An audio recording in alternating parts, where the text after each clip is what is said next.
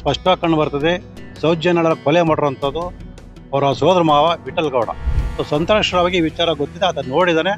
ಆ ಕಾರಣದಿಂದಲೇ ಆತನ ರಕ್ಷಣೆ ಮಾಡುವಂಥ ಕೆಲಸವನ್ನ ಇವರು ಮಾಡಿದ್ದಾರೆ ಅಂತ ಗೊತ್ತಾಗುತ್ತೆ. ಆಕೆಯ ಜೊತೆ ಅಸಭ್ಯವಾಗಿ ನಡ್ಕೊಳ್ತಿದ್ದ, ಆಕೆ ಮೈ ಮುಟ್ಟುವಂಥದ್ದು, ಮತ್ತೊಂದು ಮಾಡ್ತಿದ್ದ. ಆಕೆ ಮೇಲೆ ಆತನಿಗೆ ಒಂದು ಕಣ್ಣಿತ್ತು, ಅಂದ್ರೆ ಆತ ಆಕೆಯನ್ನು ಅನುಭವಿಸಬೇಕು ಅನ್ನೋ ಒಂದು ಮನೋಭಾವ ಇತ್ತು. ಆ ಕಾರಣದಿಂದಲೇ ಸರ್ ಇಡೀ ದೇಶದ ಗಮನ ಸೆಳೆದಿರ್ತಕ್ಕಂಥ ಸೌಜನ್ಯ ಪ್ರಕರಣಕ್ಕೆ ಸಂಬಂಧಪಟ್ಟಂತೆ ಇವತ್ತು ದಕ್ಷಿಣ ಕನ್ನಡ ಜಿಲ್ಲೆಯ ಪೊಲೀಸ್ ಅಧೀಕ್ಷಕರಿಗೆ ಒಂದು ದೂರರ್ಜಿನ ಕೊಡೋದಕ್ಕೆ ಹೋಗ್ತಾ ಇದ್ದೀನಿ. ಆ ಸಂದರ್ಭ ಮಧ್ಯದಲ್ಲಿ ಇಲ್ಲಿ SIT ಕಚೇರಿಯಲ್ಲಿ ಅಧಿಕಾರಿಗಳನ್ನ ಭೇಟಿ ಮಾಡಕ್ಕೆ ಬಂದೆ. ಕಾರಣ ಏನಂತಂದ್ರೆ, ಸುಜಾತಾ ಭಟ್ ಮತ್ತೆ ಮಹೇಶ್ ಶೆಟ್ಟಿ ತಿಮ್ರೋಡಿ, ಗಿರೀಶ್ ಮಠಣ್ಣವ್ರ ವಿರುದ್ಧ ಏನ್ ದೂರರ್ಜಿ ಕೊಟ್ಟಿದೆ, ಆ ದೂರರ್ಜಿ ಬಗ್ಗೆ ಏನ್ ಕ್ರಮ ತಗೊಂಡ್ರೆ ಅಂತೇಳಿ ಒಂದು ವಿಚಾರಣೆ ಮಾಡಕ್ ಬಂದಿದ್ದೆ. ಇಲ್ಲಿ ವಿಚಾರಣೆ ಮಾಡಿದ ಸಂದರ್ಭದಲ್ಲಿ ಸಾಕಷ್ಟು ವಿಚಾರಣೆಗಳನ್ನು ಮಾಡಿದೀವಿ. ಆ ವಿಚಾರಣಾ ವರದಿಯನ್ನ DGP ಅವ್ರಿಗೆ ಕಳಿಸ್ಕೊಳ್ತೀವಿ. ಇದ್ರ ಮೇಲೆ ಅವ್ರು ಏನ್ ಆದೇಶ ಮಾಡ್ತಾರೆ ಆ ರೀತಿ ನಾವು ಸದ್ಯದಲ್ಲೇ ಕ್ರಮ ತಗೊಳ್ತೀವಿ ಅಂತೇಳಿ ಒಂದು ಮಾತುಗಳನ್ನು ಹೇಳಿದ್ದಾರೆ. ಈಗ ನಾನು ದಕ್ಷಿಣ ಕನ್ನಡ ಜಿಲ್ಲಾ SP ಗೆ ಏನ್ ದೂರರ್ಜಿ ಕೊಡಕ್ ಹೋಗ್ತೀನಿ ಅಂತಂದ್ರೆ, ಸೌಜನ್ಯ ಪ್ರಕರಣಕ್ಕೆ ನಿಜವಾದ ಆರೋಪಿ ಯಾರು ಅನ್ನೋರ ಬಗ್ಗೆ. ನನ್ನ ಬಳಿ ಇರತಕ್ಕಂತ ಸಾಕ್ಷ್ಯಗಳನ್ನ ಗಮನಿಸಿದಾಗ ಸ್ಪಷ್ಟವಾಗಿ ಕಂಡು ಬರ್ತದೆ. ಸೌಜನ್ಯಳ ಕೊಲೆ ಮಾಡಿರುವಂಥದ್ದು ಅವರ ಸೋದರ ಮಾವ ವಿಠಲ್ ಗೌಡ. ಅದಕ್ಕೆ ಪೂರಕವಾಗಿ ಸಾಕಷ್ಟು ಸಾಕ್ಷ್ಯಗಳು, ಅಂದ್ರೆ ಯಾವುದೇ ಇಂಥ ಗಂಭೀರ ಪ್ರಕರಣದಲ್ಲಿ ಮೊದಲು ಗಮನಿಸಬೇಕಾಗಿದ್ದು ಆರೋಪಿಗೆ ಉದ್ದೇಶ ಇದೆಯಾ ಇಲ್ವಾ ಅನ್ನೋದ್ರ ಬಗ್ಗೆ. ನಾನು ಮಾಹಿತಿ ಸಂಗ್ರಹ ಮಾಡಿದಾಗ ಸೌಜನ್ಯಳ ಜೊತೆ ತುಂಬಾ ಆತ್ಮೀಯತೆಯಿಂದ ಇದ್ದಂತಹ ವಿಠಲ್ ಗೌಡ ಆಕೆಯ ಜೊತೆ ಅಸಭ್ಯವಾಗಿ ನಡ್ಕೊಳ್ತಿದ್ದ, ಆಕೆ ಮೈ ಮುಟ್ಟುವಂಥದ್ದು, ಮತ್ತೊಂದು ಮಾಡ್ತಿದ್ದ. ಆಕೆ ಮೇಲೆ ಆತನಿಗೆ ಒಂದು ಕಣ್ಣಿತ್ತು, ಅಂದ್ರೆ ಆಕೆಯನ್ನು ಅನುಭವಿಸಬೇಕು ಅನ್ನೋ ಒಂದು ಮನೋಭಾವ ಇತ್ತು. ಆ ಕಾರಣದಿಂದಲೇ ಆಕೆಯ ಮೇಲೆ ಲೈಂಗಿಕ ದೌರ್ಜನ್ಯ ನಡೆಸಕ್ಕೆ ಹೋಗಿದ್ದಾನೆ. ಆ ಸಂದರ್ಭದಲ್ಲಿ ಆಕೆ ಕಿರ್ಚ್ಕೊಳಕ್ಕೆ ಹೋಗುವಂತ ಸಂದರ್ಭದಲ್ಲಿ ಉಸಿರುಗಡಿಸಿ ಸಾಯಿಸಿದ್ದಾರೆ. ಅದಾದ ನಂತರ ಆಕೆ ಮನೆಗೆ ಬಂದಿಲ್ಲ. ಮನೆಗೆ ಬರೋಕ್ಕಿಂತ ಮುಂಚೆ ಕಾಲೇಜಿನಿಂದ ಬರ್ತಾ ಇರೋ ಸಂದರ್ಭದಲ್ಲೇ ಆಕೆ ಮೇಲೆ ಅತ್ಯಾಚಾರ ಆಗಿದೆ, ಮತ್ತೆ ಕೊಲೆ ಆಗಿದೆ ಅಂತೇಳಿ ಸುಳ್ಳು ಬಿಂಬಿಸಿದ್ರು ಸ್ಪಷ್ಟವಾಗಿ ಕಂಡು ಬರ್ತದೆ. ಅದಕ್ಕಿರತಕ್ಕಂಥ ಎಲ್ಲಾ ಸಾಕ್ಷ್ಯಗಳನ್ನ ಆಧರಿಸಿ ನಾನು ಇವತ್ತು ದಕ್ಷಿಣ ಕನ್ನಡ ಜಿಲ್ಲೆಯ SP ಅವರಿಗೆ ಒಂದು ದೂರರ್ಜಿನ ಕೊಡ್ತಾ ಇದ್ದೀನಿ. ಅದನ್ನ ಆಧರಿಸಿ ಒಂದು ವಿಚಾರಣೆ ನಡೆಸಿ ಏನ್ ಸೌಜನ್ಯ ಪ್ರಕರಣಕ್ಕೆ ಇದೆ ಅದರಲ್ಲಿ ನಿಜವಾದ ಆರೋಪಿಯಾದ ಆಗಿರುವಂತಹ ವಿಠಲ್ ಗೌಡ ಮತ್ತೆ ಆತನ ಸಹಕರಿಸಿರಬಹುದಾದ ಇತರೆ ಆರೋಪಿಗಳ ಶಿಕ್ಷೆಯನ್ನು ಕೊಡಿಸಿ ಆಕೆಯ ಆತ್ಮಕ್ಕೆ ಶಾಂತಿ ಕೊಡಿಸ್ಬೇಕು. ಮತ್ತೆ ಈ ಪ್ರಕರಣಕ್ಕೆ ಒಂದು ಇತ್ಯರ್ಥ ಆಡುವ ಮೂಲಕ ಏನ್ ಇದುವರೆಗೂ ಇಷ್ಟೊಂದು ದೊಡ್ಡ ಒಂದು ಇದು ವಿಚಾರ ಆಗಿದೆ, ಅದಕ್ಕೊಂದು ಅಂತ್ಯ ಆಡಬೇಕು. ಏನೆಲ್ಲ ಇಡೀ ಕರ್ನಾಟಕ ಜನ ಸೌಜನ್ಯಕ್ಕೆ ನ್ಯಾಯ ಸಿಗ್ಬೇಕು ಅಂತಂದ್ರೆ, ಆಕೆ ನ್ಯಾಯ ಸಿಗ್ಬೇಕು ಅಂದ್ರೆ ಈ ನನ್ನ ದೂರರ್ಜನ ಆಧರಿಸಿ ಒಂದು ಸ್ಪಷ್ಟವಾದ ರೀತಿಯಲ್ಲಿ ಸರಿಯಾದ ರೀತಿ ತನಿಖೆ ನಡೆಸಿದ್ರೆ ಖಂಡಿತವಾಗ್ಲೂ ವಿಠಲ್ ಗೌಡ ಕೊಲೆ ಆರೋಪಿ ಸ್ಪಷ್ಟವಾಗಿ ಗೊತ್ತಾಗುತ್ತೆ. ಅದ್ರ ಮೇಲೆ ಆಕೆ ಆತನಿಗೆ ಶಿಕ್ಷೆ ಕೊಡಿಸಿದಾಗ ಸೌಜನ್ಯಳಿಗೆ ಆತ್ಮಶಾಂತಿ ಸಿಗುತ್ತೆ ಅಂತ ನಾನು ಹೇಳಕ್ ಬಯಸ್ತೇನೆ. ಸರ್, ಅಲ್ಲಿ ಲಭ್ಯ ಸಾಕ್ಷ್ಯಗಳನ್ನೇ ಆಧರಿಸಿ ವಿಶ್ಲೇಷಣೆ ಮಾಡಿದಾಗ ಸ್ಪಷ್ಟ ಗೊತ್ತಾಗುತ್ತೆ. ಇಲ್ಲಿ ಮುಖ್ಯ ಗಮನಿಸಬೇಕಾದ ಅಂಶ ಏನಂತಂದ್ರೆ, ಬೇರೆ ಯಾವುದೇ ಆರೋಪಿಗಳು ಆಕೆಯ ಮೇಲೆ ಅತ್ಯಾಚಾರ ಮಾಡಿದ್ರೆ ಆಕೆಯ ಬೆನ್ನಿಂದ ಇದ್ದಂತಹ ಬ್ಯಾಗು ಇರೋದಕ್ಕೆ ಸಾಧ್ಯನೇ ಇಲ್ಲ. ಅದು ಆಕೆಯನ್ನು ಅಪಹರಣ ಮಾಡಿದಾಗ್ಲಿ ಅಥವಾ ಅತ್ಯಾಚಾರ ಮಾಡೋ ಸಂದರ್ಭ ಆಗಲಿ ಬ್ಯಾಗು ಎಲ್ಲ ಬಿದ್ದೋಗ್ತಿತ್ತು, ಕಿತ್ತು ಬಿಸಾಕ್ತಿದ್ರು.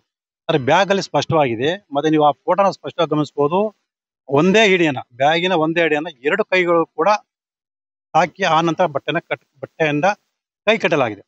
ಅದು ಉದ್ದೇಶ ಏನು ಅಂತಂದ್ರೆ, ಆಕೆ ಮನೆಗೆ ಬರೋಕ್ಕಿಂತ ಮುಂಚೆನೆ ಆಕೆ ಕೊಲೆ ಆಗಿದೆ ಅಂತೇಳಿ ಬಿಂಬಿಸಕ್ಕೋಸ್ಕರ ಸುಳ್ಳು ಸೃಷ್ಟಿ ಮಾಡುವಂಥದ್ದು. ಈ ಒಂದು ಬಿಂಬಿಸುವಂತ ಉದ್ದೇಶ ವಿಠಲ್ ಗೌಡಗಲ್ಲದೆ ಬೇರೆ ಯಾರಿಗಿಲ್ಲ. ಬೇರೆ ಯಾವುದೇ ಆರೋಪಿ ಅಥವಾ ಸಂತೋಷವೇ ಅತ್ಯಾಚಾರ ಮಾಡಿದ್ರು ಕೂಡ ಆ ರೀತಿ ಬಿಂಬಿಸಕ್ಕೆ ಸಾಧ್ಯನೇ ಇಲ್ಲ. ಹಾಗಾಗಿ ಅದಕ್ಕಿಂತ ಮುಖ್ಯವಾಗಿ ಅವರ ಹೇಳಿಕೆ, ಅವ್ರ ಮನೆಯವರ ಹೇಳಿಕೆಯ ಪ್ರಕಾರ ಆಕೆ ಅವತ್ತು ಊಟ ಮಾಡಿರ್ಲಿಲ್ಲ. ಕಾಲೇಜಲ್ಲೂ ಕೂಡ ಅವ್ರ ಗೆಳತಿಯರು ಊಟ ಮಾಡೋದಕ್ಕೆ ಕರೆದಾಗ ನಾವು ಊಟಕ್ಕೆ ಹೋಗಿರ್ಲಿಲ್ಲ ಅಂತ ಹೇಳ್ತಾರೆ. ಆದ್ರೆ ಪೋಸ್ಟ್ ಮಾರ್ಟಮ್ ಮಾಡಿದಾಗ ಆಕೆ ಹೊಟ್ಟೆಯಲ್ಲಿ ಜೀರ್ಣ ಭಾಗದ ಆಹಾರ ಇತ್ತು ಅಂತ ಹೇಳ್ತಾರೆ. ಅಲ್ಲಿಗೆ ಏನ್ ಅರ್ಥ, ಆಕೆ ಊಟ ಮಾಡಿದ್ಲು ಅಂತ ಅರ್ಥ ಆಗುತ್ತೆ. ಅತ್ಯಾಚಾರ ಮಾಡುವಂತವ್ರು ಯಾರು ಕೂಡ ಆಕೆಗೆ ಊಟ ಮಾಡಿಸಿ ಅತ್ಯಾಚಾರ ಕೊಲೆ ಮಾಡೋದಿಲ್ಲ. ಅದನ್ನು ಗಮನಿಸಿದಾಗ ಮತ್ತೆ ಆ ಟೈಮಿಂಗ್ಸ್ ಏನ್ ಆಕೆ ಸಾವಾಗಿದೆ ಮತ್ತೆ ಶವ ತಂದು ಅಲ್ಲಿ ಹಾಕಿದರೆ ಎಲ್ಲ ಅಂಶಗಳನ್ನು ಗಮನಿಸಿದಾಗ ಆಕೆ ಮನೆಗೆ ಹೋಗಿದ್ದಾಳೆ, ವಿಠಲ್ ಗೌಡನ ಮನೆಗೆ ಹೋಗಿದ್ದಾಳೆ. ಅವಳಲ್ಲಿ ಊಟ ಮಾಡಿದಾಳೆ. ಊಟ ಮಾಡಿದ ನಂತರನೇ, ಯಾಕಂದ್ರೆ ಅವತ್ತು ವಿಠಲ್ ಗೌಡ ಹೋಟೆಲ್ಗೆ ರಜಾ ಹಾಕಿದ್ದ. ಹಾಗಾಗಿ ಆತ ಮನೇಲೇ ಇದ್ದ. ಆ ಸಂದರ್ಭದಲ್ಲಿ ಅಲ್ಲಿ ಏನೋ ಅತ್ಯಾಚಾರ ಪ್ರಯತ್ನ ಮಾಡಿದರೆ, ಆ ಹುಡುಗಿ ಕಿಚ್ಚಳಕ್ಕೆ ಹೋಗಿ ಪ್ರಯತ್ನ ಪಟ್ಟಿದ್ದಾರೆ. ಅವಾಗ ಉಸಿರು ಕಡಿಸಿ ಸಾಯಿಸಿದ್ದಾರೆ. ಇಲ್ಲಿ ಪೋಸ್ಟ್ ಮಾರ್ಟಮ್ ರಿಪೋರ್ಟ್ ಪ್ರಕಾರ ಮತ್ತೆ ಇವತ್ತಿನ ಇದ್ರ ಪ್ರಕಾರ ಆಕೆಯನ್ನ ಟ್ಯಾಗ್ ಮುಖಾಂತರ ಬಿಗಿ ಹಿಡಿದು ಉಸಿರು ಕಡಿಸಿ ಸಾಯಿಸ್ಯಾರ ಅಂತ ಹೇಳ್ತಾರೆ. ಖಂಡಿತವಾಗ್ಲೂ ಸುಳ್ಳು ಅದು. ಯಾಕೆಂದ್ರೆ ಆ ರೀತಿ ಟ್ಯಾಗ್ ಇಂದ ಬಿಗಿ ಮಾಡಿದ್ರೆ ಅನ್ನನಾಳದಲ್ಲಿ ಒಂದು ಹಾನಿಯಾಗುವಂತ ವಿಚಾರ ಇರ್ಬೇಕು. ಅಲ್ಲಿ ಯಾವುದೇ ರೀತಿಯ ಹಾನಿ ಆಗಿಲ್ಲ. ಇಲ್ಲಿ ಗಂಟಲಲ್ಲಿ ಇರ್ತಕ್ಕಂಥ ಯಾವುದೇ ಒಂದು ಅಂಗಾಂಗಗಳಲ್ಲಿ ಹಾನಿ ಆಗಲ್ಲ. ಉಸಿರು ಕಡಿಸಿ ಸಾಯಿಸಿದ್ರೆ ಆದ್ರೆ ಆಕೆ ಕಿರ್ಚ್ಕೊಂಡಾಗ ವಿಮ್ಮಿನಂತ ಯಾವ್ದೋ ಒಂದು ವಸ್ತುವಿಂದ ಆಕೆ ನಂಬಿಕೆ ಇದ್ದಾರೆ ಆವಾಗ ಉತ್ತರ ಕಡೆ ಸಾಯಿಸಿದಾಳೆ ಹೊರತು ತ್ಯಾಗಿಂದ ಸಾಯಿಸಕ್ಕೆ ಸಾಧ್ಯನೇ ಇಲ್ಲ. ಈ ತರ ಹಲವಾರು ಅಂಶಗಳು ಇಲ್ಲಿ ಸ್ಪಷ್ಟ ಕಂಡು ಬರ್ತದೆ. ಅದು ಮತ್ತೆ ಎಲ್ಲದಕ್ಕಿಂತ ಮುಖ್ಯವಾಗಿ ಪೊಲೀಸರು ಮಾಡತಕ್ಕಂಥ ದೊಡ್ಡ ಪ್ರಮಾಣದ ತಪ್ಪು ಏನಂತಂದ್ರೆ ಆಕೆ ಮೈ ಮೇಲಿದ್ದಂಥ ಬಟ್ಟೆಗಳನ್ನ ಮತ್ತೆ ಕೈ ಕಟ್ಟಿದ ಬಟ್ಟೆಯನ್ನ ವಿಧಿವಿಜ್ಞಾನ ಪ್ರಕಾರ ಕಳಿಸಿ ಅದರಲ್ಲಿ ಇರತಕ್ಕಂಥ ಬೆರಳಚ್ಚುಗಳನ್ನ ಪಡಿಬೇಕಾಗಿತ್ತು. ಆ ಪಡೆದಿರೋದು ಇಲ್ಲಿ ಕಂಡು ಬರ್ತಾ ಇಲ್ಲ. ಮತ್ತೆ ಎಲ್ಲದಕ್ಕಿಂತ ಮುಖ್ಯವಾಗಿ ಆಕೆಯ ಬಿದ್ದಂತ ಸ್ಥಳನ ಪರಿಶೀಲನೆ ಮಾಡಿದಾಗ ಅದೊಂದು ಕಾಡಿನ ಪ್ರದೇಶ. ಅಲ್ಲಿ ಆ, ಮರದ ರೆಂಬೆ ಕೊಂಬೆಗಳು, ಮರದ ಬೇರುಗಳು ಇರತಕ್ಕಂಥ ಸ್ಥಳ. ಅಲ್ಲಿ ಅತ್ಯಾಚಾರ ಆಗಿದ್ರೆ ಆ ದೇಹದ ಮೇಲೆ ಸೀಳು ಗಾಯದಂತ ಗಾಯಗಳಾಗಬೇಕಿತ್ತು. ಅದು ಯಾವುದೇ ರೀತಿ ಗಾಯ ಆಗಿಲ್ಲ. ಆಕೆಯ ದೇಹದ ಮೇಲೆ ಮುಂಭಾಗದಲ್ಲಿ ಯಾವುದೇ ರೀತಿ ಗಾಯ ಆಗಿಲ್ಲ. ಕೇವಲ ಬೆನ್ನಿನ ಭಾಗದಲ್ಲಷ್ಟೇ ಗಾಯಗಳಾಗಿದೆ. ಅದನ್ನು ಗಮನಿಸಿದಾಗ ಆಕೆ ಸತ್ತ ನಂತರ ಆಕೆಯನ್ನು ಎಳ್ಕೊಂಡು ಬಂದಂತ ಸಂದರ್ಭದಲ್ಲಿ ಆ ಗಾಯಗಳಾಗಿರುತ್ತೆ. ಸೊ ಇದೆಲ್ಲ ಆಯ್ತಾ ಸಾಕಷ್ಟು ಸಾಕ್ಷ್ಯ ಇಟ್ಕೊಂಡು ವಿಠಲ್ ಗೌಡ್ರನ್ನ ಮಂಪರ್ ಪರೀಕ್ಷೆಗೆ ಒಳಪಡಿಸಿದ್ರೆ ಖಂಡಿತವಾಗ್ಲೂ ಸತ್ಯ ಏನು ಅಂತೇಳಿ ಈಚೆ ಬರುತ್ತೆ ಅನ್ನೋದು ನನ್ನ ಒಂದು ಅಭಿಪ್ರಾಯ. ಸಂತೋಷ್ ಗೌಡರನ್ನ ಅರೆಸ್ಟ್ ಮಾಡಲಾಗಿದೆ. ಅಲ್ಲಿ ಪೊಲೀಸ್ ಇದಾಗಿದೆ, CID ಆಗಿದೆ, ಅದ CBI ಆಗಿದೆ. ಸರ್, ನನ್ನ ಪ್ರಕಾರ ಸಂತೋಷ್ ರಾವ್ ಆ ಸ್ಥಳದಲ್ಲಿ ಇದು ನಿಜ. ಆತ ಈ ಒಂದು ಕೃತ್ಯವನ್ನ ಅಂದ್ರೆ ಆ ಶವನ ತಂದು ಹಾಕಿರೋಂಥದ್ದನ್ನ ನೋಡಿದಾನೆ. ಬಹುಶಃ ಅದಕ್ಕೆ ಸಹಕರಿಸಿರ್ಬೋದು. ಯಾಕೆ ಅಂತೇಳಿ ಆ ಪ್ರದೇಶದಲ್ಲಿ ಸಂತೋಷ್ ರಾವ್ ಇದ್ದ ಅನ್ನೋದಕ್ಕೆ ಸಾಕಷ್ಟು ಸಾಕ್ಷ್ಯಗಳು ಇದೆ. ಈ ಕಾರಣದಿಂದಲೇ ವಿಠಲಗೌಡ ಮತ್ತೆ ಅವ್ರ ಕುಟುಂಬದವರು ಪ್ರಾರಂಭದಲ್ಲೂ ಕೂಡ ಸಂತೋಷ್ ರಾವ್ನನ್ನ ರಕ್ಷಿಸೋ ಕೆಲಸ ಮಾಡಿದ್ರೆ.